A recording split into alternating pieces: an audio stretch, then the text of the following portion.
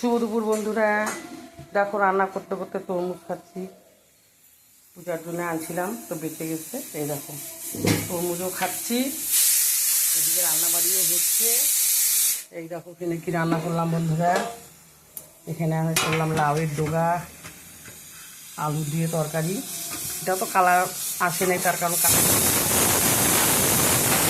এখানে বসিয়েছি বন্ধুরা খাসির মাংস হচ্ছে, প্রেসারে সিটি পড়তেছে। আর এখানে বসিয়েছি বন্ধুরা মুরগির মাংস, অল্পই। এই যে এখানে মাংস মুরগির, এখানে মশলা। তোমরা সবাই ভালো থেকো বন্ধুরা,